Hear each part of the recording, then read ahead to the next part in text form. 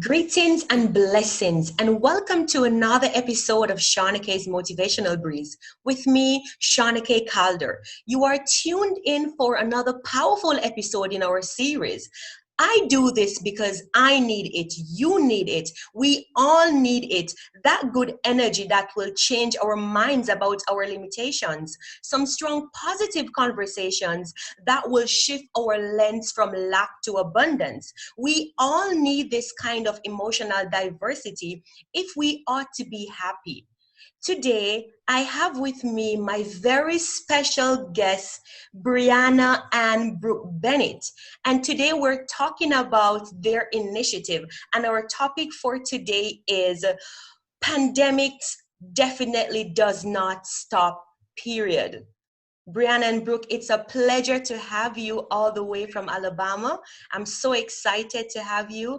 And I want to say a big thank you to your mom for giving me this opportunity to interview you. And a happy Mother's Day Eve to her. Thank you so much. Breanna and Brooke, when I first learned about your story, I was thrilled. You are 12 years of age. And you are doing an amazing job. You are touching lives of those people who you don't even know. At this time, I'm going to give you both the opportunity to tell my listeners more about yourselves. My name is Breanna Bennett, and I run cross country for my school. And in my free time, I also like to play tennis. And this year for my school, I'm going to be dancing for my school. And I love the outdoors. Awesome. My name is Brooke Bennett. I also like running cross country. I like since school is now online, we don't really do much, but it's still super fun. Awesome, because that was my next question. I was about to ask you, how have your e-learning experience been? It's been pretty good. I've been enjoying it. It's not like real school and like seeing all your friends, but it's super duper fun, and it's a different experience that I've never gone through. So it's really cool to have something new. It seems super cool for you, but there are several students who are not enjoying this experience or who are not privileged to actually enjoy what an e-learning experience should be. What would be your encouragement to these children? Well, just try to find the positives about it, and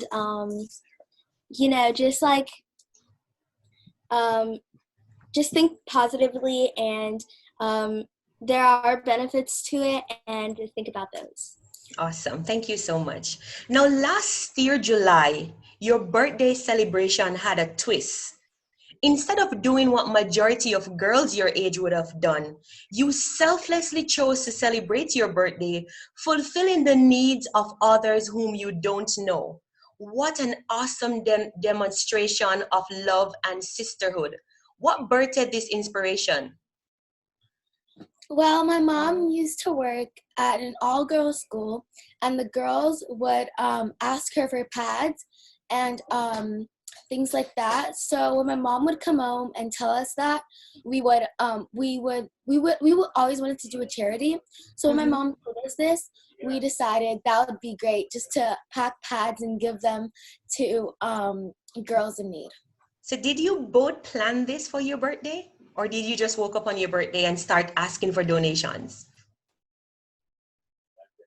No, we did. We planned it. Awesome, awesome. And how was the name wide.It derived? What does that mean? It means Women in Training Kids. So our organization is called Women in Training, and we put it together, and the abbreviation for it is WIT. And so our bags of menstrual products and hygiene products are called WIT kits. Okay, and that's your kit. So what are some of the things that you give to these girls? Well, we put pads and tampons, but we also put comfort items like socks, and okay, always. we also like like deodorant, shampoo, conditioner, body wash, and things. That's lovely. That's wonderful. You guys are doing a really, really great job. Really great job. In your battle against period poverty, what were some of your greatest challenges and how were you able to overcome them? Well, I think maybe one of them was getting the money to start all of this. So we had the Mm-hmm. idea, but to come up with the money to get the pads, the bags, and everything. Mm-hmm. But to solve it, we went on the news because we thought that would be a great way to spread what WIT is. Mm-hmm. So we told the people on the news, and that's the way we first got WIT to. We got money for WIT. And what was your experience when you went on the news? How was that journey for you both? It was really cool. I enjoyed it a lot. Wow, that's good. Can you share one or two stories of girls whose lives have been changed because of what you're doing? Because I know what you're doing is really, really a big deal. Many girls are unfortunate, they cannot afford these hygienic products monthly. Can you share some of your stories with us of the lives which you have changed? Well, there was one time at this WIT kit giveaway, one of the girls was just so happy to get her kit, and we also include bracelets in the WIT kits, and she was just so happy to get them, and it just made me so happy that she's getting what she needs. Wow, that's good. What other steps have you taken apart from providing sanitary napkins to end the stigma around poverty? What else have you been doing with the girls? We also educate them. Okay. Um, we tell them about we'll tell them about what the menstrual cycle is, Mm-hmm. and we also have this brochure, and it Okay. inside it teaches girls about the menstrual cycle. Okay, so you not only provide these hygienic products, but you also educate them. And how do you do this? Do you do this on a monthly basis, on a weekly basis? How is it done? So we have Dr. Latoya Clark, and every time we give away a WIT kit, she speaks and tells girls about what the menstrual cycle is. Okay. And how does your giveaway works? Like, would you just get up on a normal day and go out and give these hygienic products, or do you have a set time that you distribute and We provide have training? we have a set time. We choose one day of the month, and usually every month or every other month. And we find a date that works for us, and we notify the places that we're going to give the WIT kits to, Mm-hmm. and we ask them if it's okay if we could donate the WIT kits to them. And that day we come, and Dr. Latoya Clark speaks, and then we give away the kit. Awesome. I realize that many stakeholders are now coming on board to support your initiative. This must have been a very, very exciting moment for you both. To have people who are believing in what you're doing and also contributing to what you're doing. That must be great, right? It is so great. Awesome. Do you network with others for holistic impact? Do you network with others? Maybe there are people out there who are doing something similar as you are. Do you network with other people to support your initiative? Yes, we reach out to Planned Parenthood, and sometimes they come to our giveaways and talk about their organization. And yeah. Awesome. Now, many stakeholders, they contribute to the lives of young girls. However, not much contributions have been made when it comes to period poverty. How were you able to identify this challenge that has been overlooked for years? Because people don't really talk about period poverty because everyone thinks that it's easy to say that people should have everything that they need because it's 2020. But it's not so, especially when we're coming from a low income background. But how were you both, Brianna and Brooke, able to identify that this is a challenge? And how were you able to support this?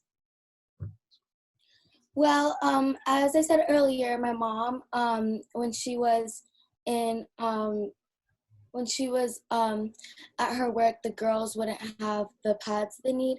So we did come up with this, but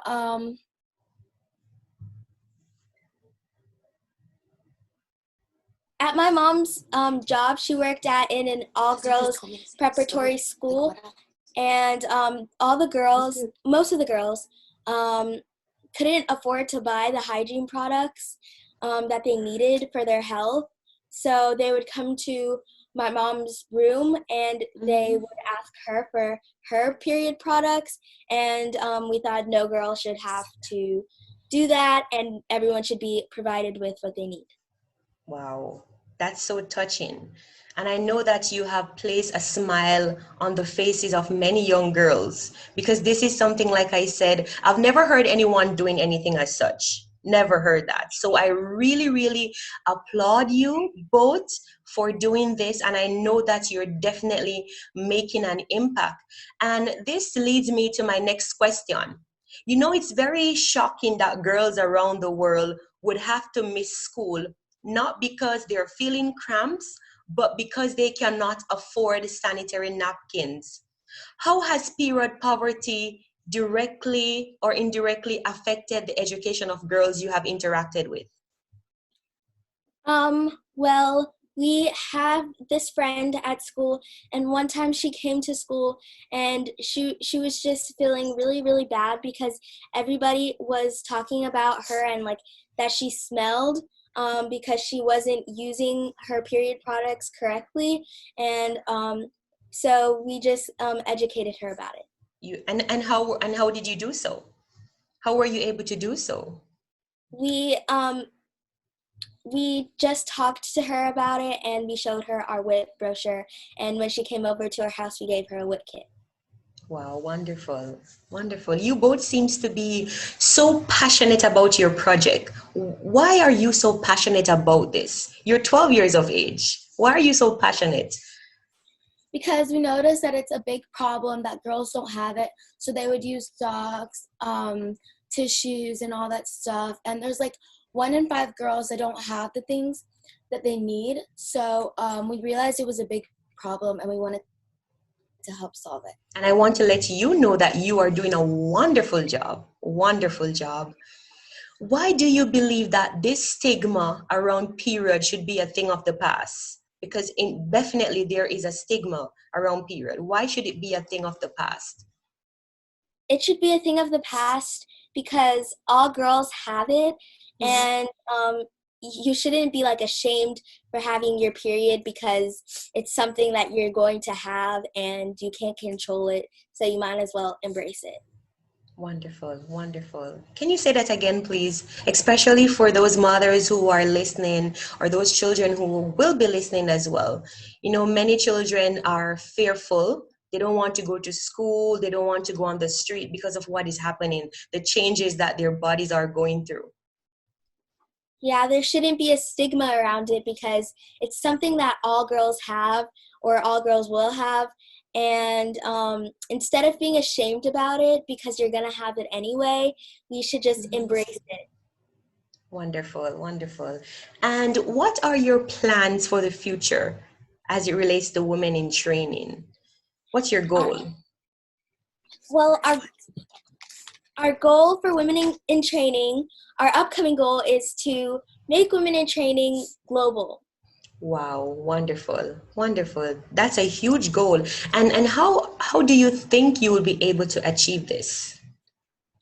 Well, we want to make it bigger, like go on the news a little more and post it as much as we can, get it to people who can get it to even more people so that people can talk about it and know about it around the country and around the world. So right now, this project is based only in Alabama, right? Yes, ma'am.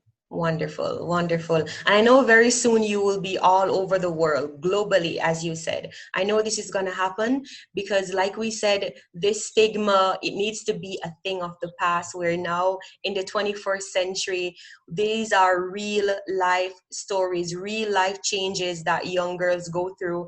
And I right now, I'm so happy. I'm so elated that you both had took this bold step a year ago to actually celebrate and change the lives of others. This is just wonderful. And for many children, many young girls or many young boys who are out there and they have ideas and they don't know how to start, what would be your advice to them? My advice for them is to just go ahead and do it. You're making a positive impact in the community that some people will be so happy to see and some people need. So you should just do it because not many other people are doing the same thing as you.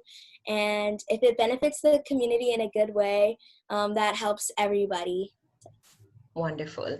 And also, what support have your parents given you, and how important it is for children to have their parents supporting them, whatever ideas a child brings to his or her mom or dad. How important it is that parents support their children and believe in their ideas. Because look at you, look at your idea. Your idea is now global. Everybody knows about what you're doing. And had it not been your parents supporting you and giving you the opportunity to excel, I would not be here interviewing you. So how important is parental support in the lives of children? It's very important so that your idea can spread because if your parents don't like your idea, it'll be harder for you to spread your idea and do what you really want to do.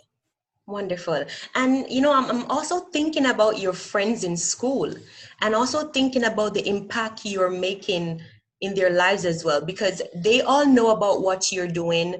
Has this impacted them anyway to aim higher or to even work harder in their studies? Because you both are great examples of true success. How have you been able to change the lives of your friends within your school?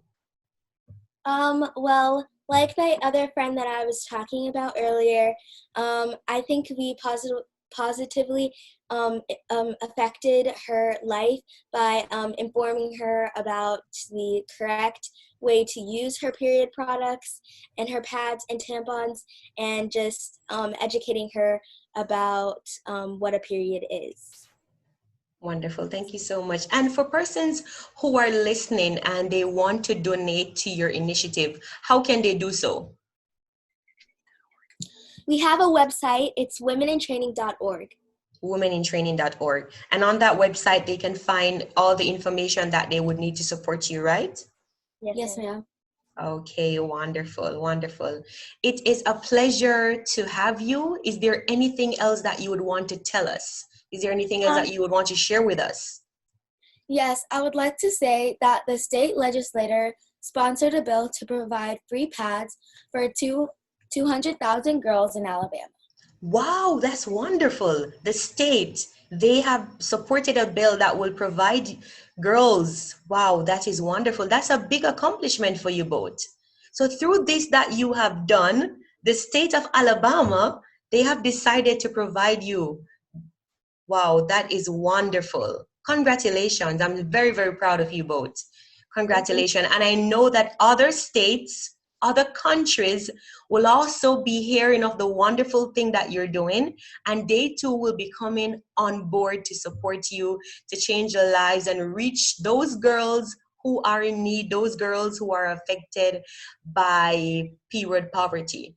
Also, my final question, in light of COVID-19 and the lockdown period that we're in, have you girls been able to donate hygienic products to girls? How are you handling this COVID-19 issue?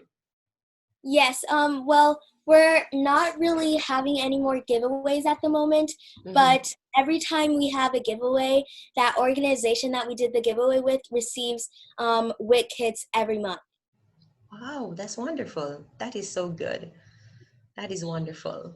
Well, I want to take the opportunity to thank you both so much. I know it's a minutes to 10 your time in Alabama. Thank you so much for the opportunity to interview you. You are both smart, brilliant, and industrious young ladies. I know that the future has great things in store for you both.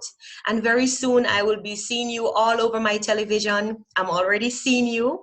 I'm very, very proud of you. And I just want to encourage you both to continue because you have touched my life. You have educated me more about period poverty and actually raised my eyebrows to think that girls are not privileged like I am to actually have hygienic products that they need monthly. Thank you so much for being on Shauna-Kay's Motivational Breeze. It's a pleasure talking to you both.